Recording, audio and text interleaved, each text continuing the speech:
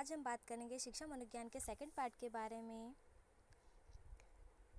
शिक्षा मनोविज्ञान शिक्षक की सहायता करती है। तो शिक्षा मनोविज्ञान जो है शिक्षक की सहायता करती है विकास की विशेषताओं को समझने में, व्यक्तित्व विभिन्नता को समझने में, बालकों की समस्याओं को समझने में, उपयुक्त सभी में सहायता करती है। नेक्स्ट क्वेश्चन है, अध्यापक के द्वारा शिक्षण में विद्यार्थियों की रुचि को जागृत करने व विकसित करने के लिए निम्न में से कौन सा तरीका उपयुक्त नहीं है। तो अध्यापक के द्वारा शिक्षण में विद्यार्थियों की रुचि को जागृत करने हेतु कौन सा तरीका सही नहीं है। तो कक्षा में पूर्ण नीरवता को बनाए रखना यह तरीका जो सही नहीं है। बाकी उपयुक्त अध्यापन विधि का उपयोग करना चाहिए। बालकों के विकास की विभिन्न अवस्थाओं की रुचियों के ज्ञान का शिक्षण में उपयोग होना चाहिए। नए विषयों को पूर्व ज्ञान से जोड़कर पढ़ाना चाहिए। नेक्स्ट है, निम्नलिखित में से कौन सा शिक्षा मनोविज्ञान का निहितार्थ एक अध्यापक के लिए सहायक नहीं है। तो अधिगम की अभिक्षमता को बढ़ाने में। तो निम्नलिखित में से कौन सा शिक्षा मनोविज्ञान की निहितार्थ एक अध्यापक के लिए सहायक नहीं है। तो अधिगम की अभिक्षमता बढ़ाने में सहायक नहीं है। बाकी अधिगमकर्ता की विकासात्मक विशेषताओं को समझने में सहायक है, व्यक्तित्व की भिन्नता को पहचानने में और कक्षा की समूह गतिशीलता को जानने में सहायक होता है। नेक्स्ट है, कक्षा में प्रेरणा युक्त वातावरण बनाने हेतु अध्यापक को निम्न में से कौन सा कार्य नहीं करना चाहिए। तो कक्षा में प्रथम आने वाले बालक की प्रशंसा करके कमज़ोर बालकों को और मेहनत करने के लिए प्रेरित करने का प्रयास करना, यह जो शिक्षक को नहीं करना चाहिए। बाकी कक्षा में प्रथम आने वाले बालकों को कमज़ोर बालकों की सहायता के अवसर देना चाहिए। कमज़ोर बालकों का ध्यान लक्ष्य की ओर स्पष्ट करना चाहिए। कमज़ोर बालकों की प्रशंसा करके अवसरों का अधिक से अधिक प्रयोग करना चाहिए। नेक्स्ट क्वेश्चन है, शिक्षण के समय शिक्षक को आवश्यक रूप से ध्यान में रखना है।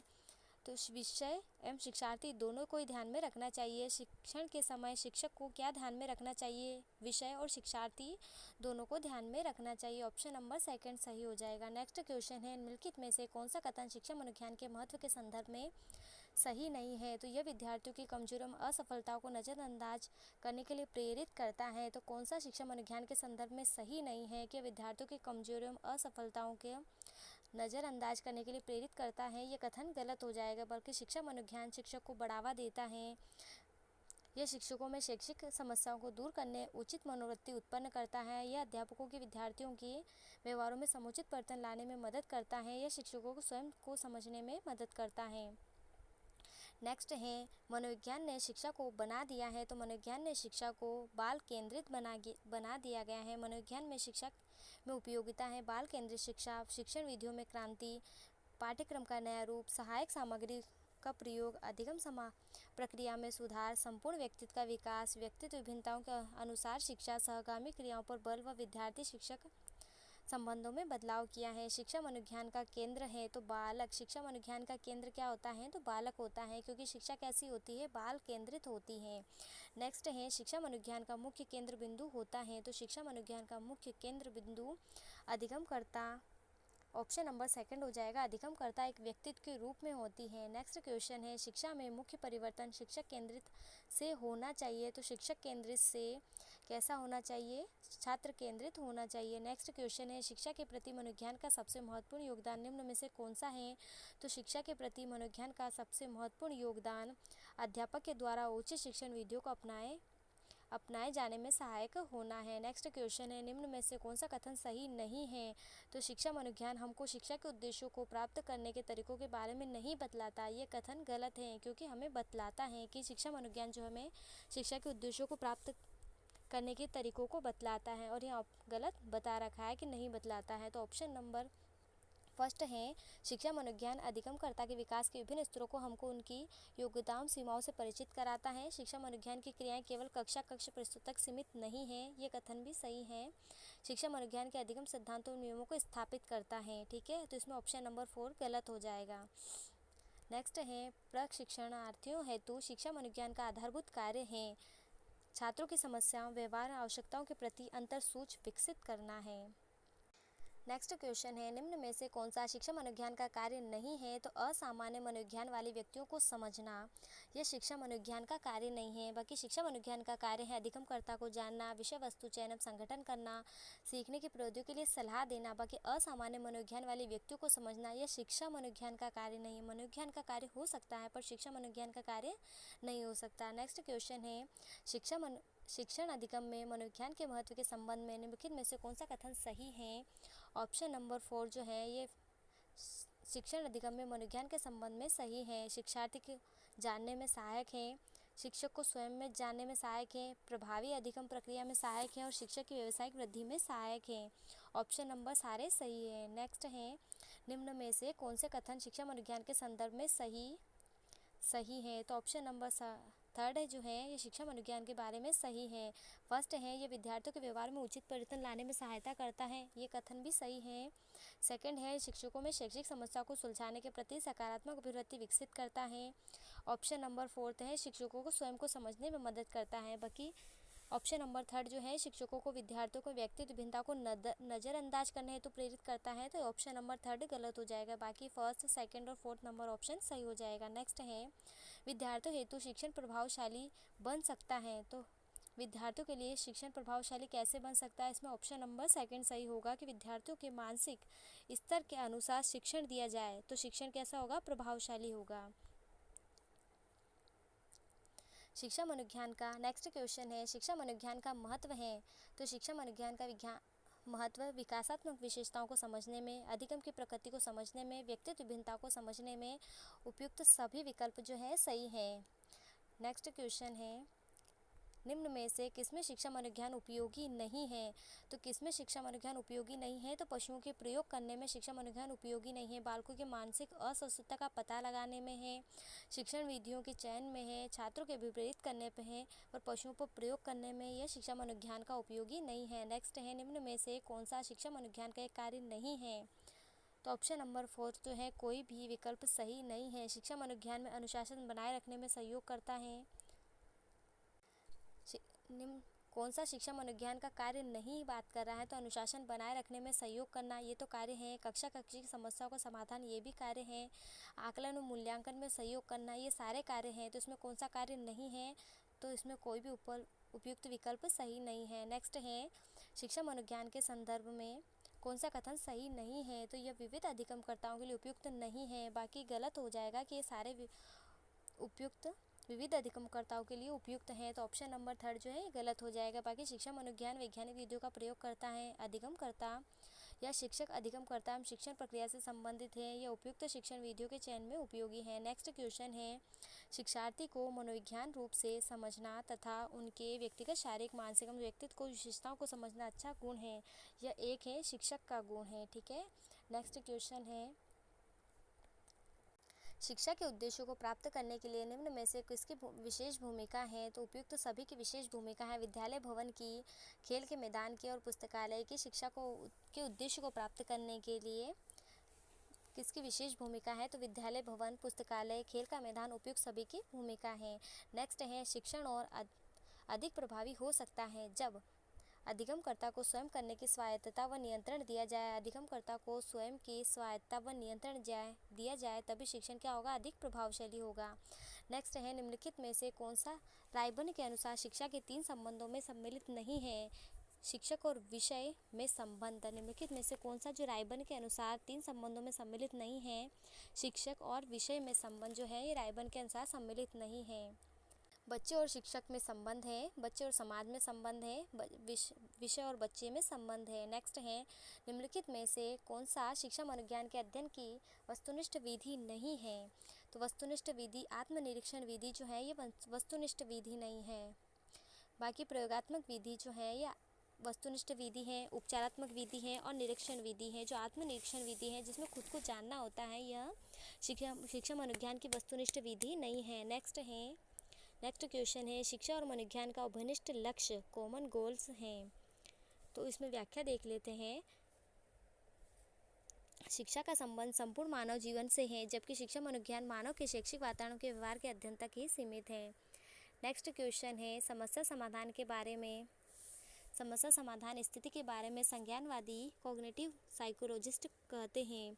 तो ये चिंतन प्रक्रिया पर आधारित होती है। जो समस्या समाधान स्थिति के बारे में जो संज्ञानवादी है ये किस पर आधारित होती है या किसको कहते हैं? तो चिंतन प्रक्रिया पर आधारित होती है। नेक्स्ट क्वेश्चन है, निम्नलिखित में से समस्या समाधान को क्या बाधित नहीं करती है? तो मोर्चाबंदी, एंटरटेनमेंट जो है यह समस्या समाधान को बाधित नहीं करती है। नेक्स्ट क्वेश्चन है, परिवार बच्चे को निम्न प्रकार से शिक्षा देता है। तो अनौपचारिक रूप से शिक्षा देता है। परिवार बच्चे को अनौपचारिक रूप से शिक्षा देता है, बाकी औपचारिक रूप से शिक्षा जो है विद्यालय में दी जाती है। नेक्स्ट क्वेश्चन है, किशोर शिक्षा में निम्न में से कौन सा उपागम सबसे उचित है। तो जीवन कौशल शिक्षा जो है ये किशोर शिक्षा में सबसे उचित उपागम है, जीवन कौशल की शिक्षा देना। नेक्स्ट क्वेश्चन है, निम्नलिखित में से कौन सी शिक्षा मनोविज्ञान की प्राचीनतम विधि है। अंतर्दर्शन विधि जो है शिक्षा मनोविज्ञान की प्राचीनतम विधि है। व्याख्या देख लेते हैं। शिक्षा मनोविज्ञान की प्राचीनतम विधि अंतर्दर्शन विधि को आत्मनिरीक्षण विधि भी कहते हैं। इस विधि में स्वयं के व्यवहार का अवलोकन किया जाता है। नेक्स्ट क्वेश्चन है, बाल मनोविज्ञान संबंधित है विकासात्मक अवस्था से, बालक के सामाजिक अंतक्रिया से, परिपक्वता, आनुवंशिक प्रभाव, उपयुक्त सभी से संबंधित है। तो ऑप्शन नंबर 4 सही हो जाएगा। नेक्स्ट क्वेश्चन है, राष्ट्रीय शैक्षिक अनुसंधान एवं प्रशिक्षण परिषद ने बुद्धि के शिक्षण के लिए कौन सा विभाग खोला है। तो राष्ट्रीय शैक्षिक अनुसंधान एवं प्रशिक्षण परिषद ने बुद्धि के शिक्षण के लिए मनोवैज्ञानिक विभाग, ऑप्शन नंबर 2 सही हो जाएगा। नेक्स्ट क्वेश्चन है, निम्नलिखित में से कौन सी समस्या शिक्षा मनोविज्ञान क्षेत्र में आती है। तो शिक्षा मनोविज्ञान क्षेत्र में कौन सी समस्या आती है। तो शैक्षिक पिछड़ापन जो है वह शिक्षा मनोविज्ञान के क्षेत्र के अंतर्गत आती है। नेक्स्ट क्वेश्चन है, छात्र के असामान्य व्यवहारों के अध्ययन के लिए निम्नलिखित में से किस प्रणाली का प्रयोग सही है।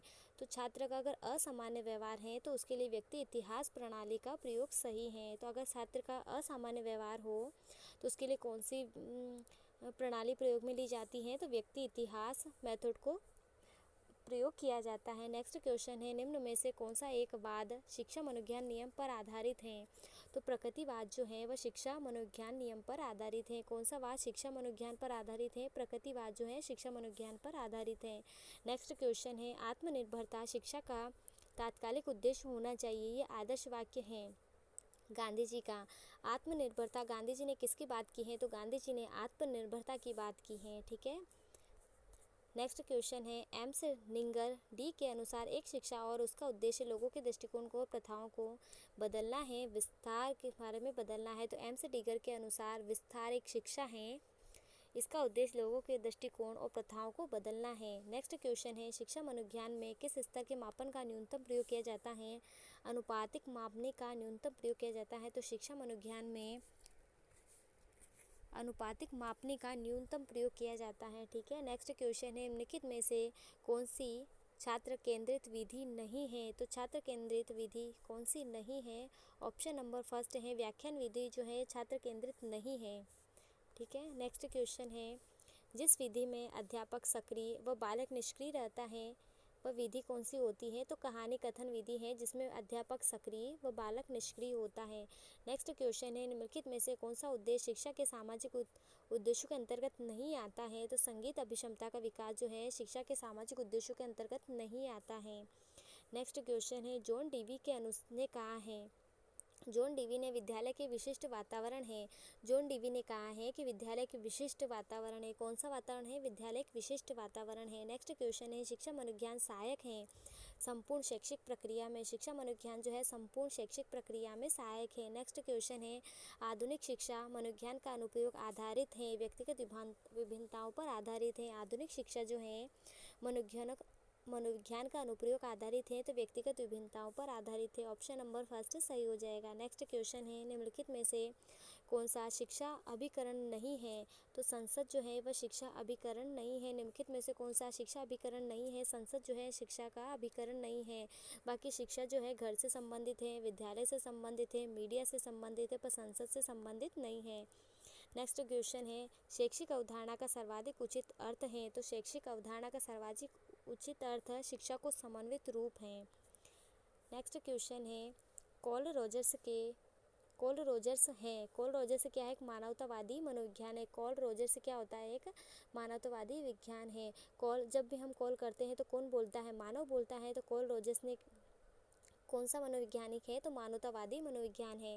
नेक्स्ट क्वेश्चन है, शिक्षा मनोविज्ञान के बारे में निम्न में से कौन सा विकल्प सही नहीं है। तो इसमें चारों कथन सत्य हैं कि शिक्षा मनोविज्ञान के विस्तार की कोई सीमा नहीं है। शिक्षा मनोविज्ञान के अध्ययन विधि गुणात्मक व माणात्मक दोनों हैं।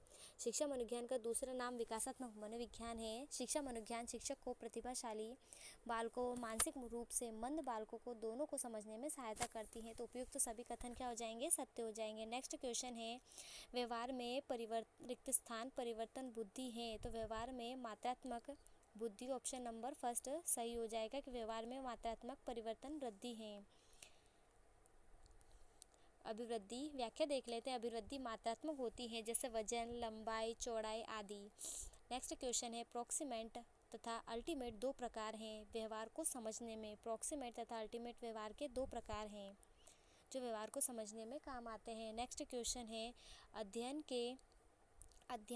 के सिद्धांत को प्रतिपादित करने वाले वैज्ञानिक हैं। तो कौन? रॉड लॉरेंज जो है अध्ययन के सिद्धांत को प्रतिपादन करने वाले वैज्ञानिक के। व्याख्या देख लेते हैं। अध्ययन इम्प्लीमेंटिंग के सिद्धांत का प्रतिपादन 1937 में कॉनरैड लॉरेंज द्वारा किया गया। इसमें प्राणी अपने विकास के संवेदनशील समय में अपने प्रतिस्थापित उद्दीपक के प्रति सामाजिक लगाव विकसित कर लेता है, वह स्थायी बन जाता है। नेक्स्ट क्वेश्चन है, निम्न में से कौन सा लचीला अधिगम नहीं है? तो लचीला अधिगम जो है अध्ययन कण जो है लचीला अधिगम नहीं है। नेक्स्ट क्वेश्चन है, किस मनोवैज्ञानिक ने सामाओं के द्वीप पर अनुदैर्ध्य अध्ययन किए हैं?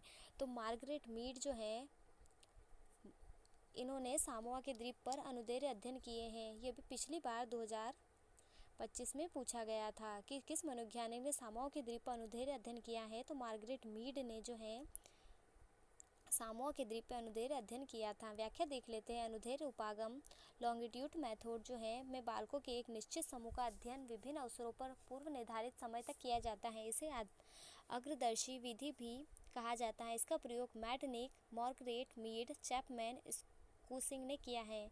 इसका प्रयोग किसने किया है? मैटनिक, मार्गरेट मीड, चैपमैन, स्कूसिंग ने किया है। नेक्स्ट क्वेश्चन है, अनुदैर्ध्य उपागम में जिन बालकों का परिवेक्षण किया जाता है वे होते हैं निश्चित होते हैं। तो अनुदैर्ध्य उपागम में जिन बालकों का परिवेक्षण किया जाता है वे निश्चित होते हैं। नेक्स्ट क्वेश्चन है, the mind that found itself एक माइंड दैट इटसेल्फ नामक पुस्तकें किसके द्वारा लिखी गई हैं? तो C.W. बियर्स के द्वारा लिखी गई। A mind that found itself पुस्तक किसके द्वारा लिखी गई है? तो W. बियर्स के द्वारा लिखी गई है। नेक्स्ट क्वेश्चन है, वॉटसन द्वारा लिखित एवं वर्ष 1925 में प्रकाशित लोकप्रिय पुस्तक है। तो व्यवहारवाद जो है वॉटसन के द्वारा लिखी गई। कब लिखी गई? 1925 में वॉटसन के द्वारा व्यवहारवाद पुस्तक लिखी गई। व्याख्या देख लेते हैं।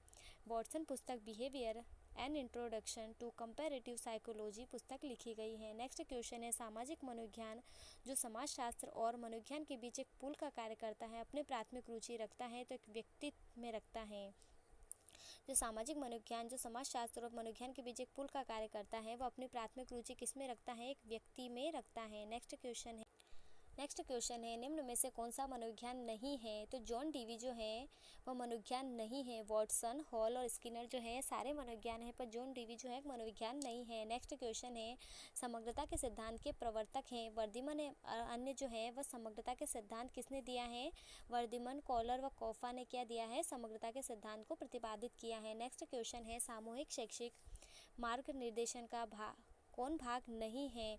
तो व्यक्तिक अध्ययन जो है सामूहिक शैक्षिक मार्ग निर्देशन का भाग नहीं है। समूह में अनुपस्थान है, मनोवैज्ञानिक जांच समूह में होते हैं और समूह में प्रोफाइल बनाना है, बाकी व्यक्तिगत नहीं है। सामूहिक की बात कर रहा है तो व्यक्तिगत ऑप्शन गलत होगा। नेक्स्ट क्वेश्चन है, जब एक ही विषय के विकास का अध्ययन अधिक समय अवधि तक किया जाता है इस अध्ययन को कहते हैं तो अनुदैर्ध्य अध्ययन कहा जाता है। अब आप ध्यान रखेंगे कि अनुदैर्ध्य अध्ययन किसे कहा जाता है कि जब एक ही विषय का विकास अध्ययन अधिक समय अवधि तक किया जाता है तो उसे क्या कहा जाता है? अनुदैर्ध्य अध्ययन कहा जाता है। नेक्स्ट क्वेश्चन है, विद्यार्थियों में सामाजिकता के गुणों का विकास करने वाली शिक्षण विधि है। तो सामाजिकृत अभिव्यक्ति है। विद्यार्थियों में सामाजिकता के गुणों का विकास करने वाली शिक्षण विधि सामाजिकृत अभिव्यक्ति विधि कहलाती है। नेक्स्ट क्वेश्चन है, बालक में वृद्धि एवं विकास का अध्ययन करने के लिए सर्वाधिक उपयुक्त विधि निम्नलिखित में से कौन सी है? तो बालक में वृद्धि एवं विकास का अध्ययन करने वाले सर्वाधिक उपयुक्त विधि विकासात्मक विधि है। नेक्स्ट क्वेश्चन है, मनोविज्ञान में सर्वाधिक उद्देश्यात्मक विधि किसे माना जाता है? तो मनोविज्ञान में सर्वाधिक उद्देश्यात्मक विधि प्रयोगात्मक विधि को माना जाता है। नेक्स्ट क्वेश्चन है, पुस्तक के लेखक कौन से हैं? सूची फर्स्ट सेकंड को हमें मिलाना है। ऑप्शन नंबर थर्ड है फर्स्ट का एमिली। पुस्तक के लेखक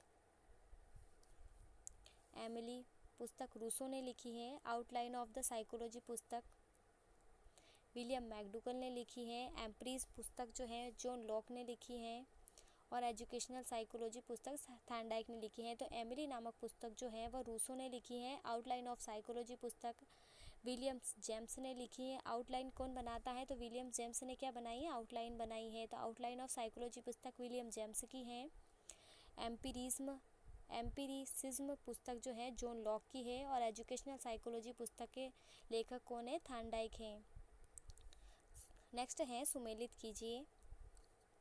ऑप्शन नंबर थर्ड सही हो जाएगा। मनोविश्लेषण सिद्धांत फ्राइड ने दिया है। मनोविश्लेषण सिद्धांत किसने दिया है? फ्राइड ने दिया है। ऑप्शन नंबर 4 मनोविश्लेषण सिद्धांत फ्राइड ने दिया है। सेकंड है मनोवैज्ञानिक गुण का सिद्धांत जुंग ने दिया है। मनोवैज्ञानिक गुण के सिद्धांत किसने दिए हैं? जुंग ने दिए हैं। मांग सिद्धांत किसने दिया है? मुरे ने दिया है। म से मांग और म से मुरे, तो मांग सिद्धांत किसने दिया है? H.A. मुरे ने दिया है। पदानुक्रम का सिद्धांत विलियम जेम्स ने दिया है। पदानुक्रम का सिद्धांत किसने दिया है? तो विलियम जेम्स ने दिया है। ठीक है, तो मनोविश्लेषण सिद्धांत तो फ्राइड ने दिया है। ऑप्शन नंबर फर्स्ट मनोविश्लेषण सिद्धांत फ्राइड ने दिया है। मनोवैज्ञानिक गुण का सिद्धांत जुंग ने दिया है। मांग का सिद्धांत मुरे ने दिया है। और पदानुक्रम का सिद्धांत विलियम जेम्स ने दिया है। नेक्स्ट क्वेश्चन है, इसमें भी मिलान करना है। ऑप्शन नंबर सेकंड सही हो जाएगा। मूल प्रवृत्ति का सिद्धांत मैकडूगल ने दिया है। तो मूल प्रवृत्ति का सिद्धांत किसने दिया है? म से मूल प्रवृत्ति और म से मैकडूगल है। तो मूल प्रवृत्ति का सिद्धांत मैकडूगल ने दिया है। शरीर क्रिया का सिद्धांत मॉर्गन ने दिया है। मनोविश्लेषण का सिद्धांत फ्राइड ने दिया है। अभी हमने देखा है कि मनोविश्लेषणात्मक सिद्धांत फ्राइड ने दिया है। और प्रोत्साहन का सिद्धांत जो है मोल्स व फॉकमैन ने दिया है। मूल प्रवृत्ति का सिद्धांत मैकडूगल ने दिया है। शरीर क्रिया का सिद्धांत मॉर्गन ने दिया है। मनोविश्लेषण सिद्धांत फ्राइड ने दिया है। और प्रोत्साहन का सिद्धांत मोल्स व कॉफमैन ने दिया है। प्रोत्साहन हमें कौन देता है? तो मैन देता है। ठीक है, नेक्स्ट क्वेश्चन है, सुमेलित कीजिए। ऑप्शन नंबर सेकंड सही हो जाएगा। वुंट ने प्रथम मनोवैज्ञानिक प्रयोगशाला स्थापित की है। तो विलियम वुंट ने क्या स्थापित किया है? प्रथम मनोवैज्ञानिक प्रयोगशाला से संबंधित है। वुंट जो है प्रथम मनोवैज्ञानिक प्रयोगशाला से संबंधित है। जॉन डीवी ने प्रकारवाद का सिद्धांत दिया है। सिगमंड फ्राइड ने मनोविश्लेषण सिद्धांत दिया है। सिगमंड फ्राइड ने मनोविश्लेषण सिद्धांत दिया है। और बीने ने प्रथम बुद्धि परीक्षण का सिद्धांत दिया है। ठीक है, ऑप्शन नंबर सेकंड हो जाएगा। वुंट ने प्रथम मनोवैज्ञानिक प्रयोगशाला स्थापित की है। जॉन डीवी जो है प्रकारवाद से संबंधित है। सिगमंड फ्राइड जो है मनोविश्लेषण से संबंधित है। और बीने जो है बुद्धि परीक्षण दिया है। बीने ने प्रथम बुद्धि परीक्षण दिया है। शैक्षिक मनोविज्ञान के क्षेत्र में सर्वप्रथम एक दृष्टि देख लेते हैं हम। प्रथम बाल अध्ययन आंदोलन किसने किया था? तो प्रथम बाल अध्ययन आंदोलन के प्रतिपादक स्टैनली हॉल है। प्रथम बाल अध्ययन आंदोलन के प्रतिपादक स्टैनली हॉल है। मनोवैज्ञानिक अरस्तु हैं। मनोविज्ञान का प्रतिपादन किसने किया? अरस्तु ने किया है, क्योंकि ये प्रतिपादित क्षेत्र की बात कर रहा है। प्रथम शैक्षिक मनोविज्ञान थॉर्नडाइक को कहा जाता है। प्रयोगात्मक मनोविज्ञान विलियम वुंट को कहा जाता है। विकासात्मक मनोविज्ञान जीन पियाजे को कहा जाता है। मनोविश्लेषण सिद्धांत सिगमंड फ्राइड को कहा जाता है। विश्लेषणात्मक सिद्धांत कार्ल यूंग को कहा जाता है। व्यवहार का विज्ञान वॉटसन को कहा जाता है। आप इसको देख सकते हैं और अच्छे से पढ़ भी सकते हैं। प्रासंगिक अंतर्बोध परीक्षण TAT परीक्षण जो मॉर्गन एंड मुरे एवं हेनरी मुरे ने दिया है। तो प्रासंगिक या अंतर्बोध परीक्षण या TAT परीक्षण कहा जाता है। ये किसने दिया है? मॉर्गन एंड मुरे ने दिया है। प्रश्नावली विधि वुडवर्थ के द्वारा दी गई है। तो प्रश्नावली विधि किसके द्वारा दी गई? वुडवर्थ के द्वारा दी गई। समाज मिति विधि जैकब ले मोरेनो के द्वारा दी गई। समाज विधि किसके द्वारा दी गई? समाज मिति विधि जैकब ले मोरेनो के द्वारा। निरीक्षण विधि वॉटसन के द्वारा दी गई। प्रयोगात्मक विधि विलियम वुंट के द्वारा दी गई। व्यक्ति इतिहास विधि टाइडमैन के द्वारा गई। व्यक्ति क्या होता है? व्यक्ति को क्या कहा जाता है? इंग्लिश में मैन कहा जाता है। तो व्यक्ति इतिहास विधि टाइडमैन के द्वारा दी गई या प्रतिपादक की गई है। नेक्स्ट है संरचनावादी संप्रदाय जो है विलियम वुंड के द्वारा दी गई। कार्यात्मक संप्रदाय विलियम जेम्स के द्वारा। गेस्टाल्टवादी समग्रवादी संप्रदाय मैक्स वर्दिमन कॉलर कूट कॉफा के द्वारा दी गई। गेस्टाल्टवादी या समग्रवादी संप्रदाय किसके द्वारा है? मैक्स वर्दिमन कॉलर व कॉफा के द्वारा दिए गई। मनोविश्लेषणवादी संप्रदाय सिगमंड फ्राइड के द्वारा प्रतिपादित किया गया। सहचार्यवादी संप्रदाय जॉन लॉक के द्वारा किया गया। सहचार्यवादी की बात कर रहे हैं। साहचर्यवादी संप्रदाय किसके द्वारा प्रतिपादित किया गया? जॉन लॉक के द्वारा। प्रेरकीय संप्रदाय प्रयोजनवाद विलियम मैकडूगल के द्वारा और व्यवहारवादी संप्रदाय वॉटसन के द्वारा दिया गया। ठीक है, जय श्री महाकाल। आपको क्लास कैसी लगी? लाइक कमेंट शेयर ज़रूर करें। जय श्री महाकाल।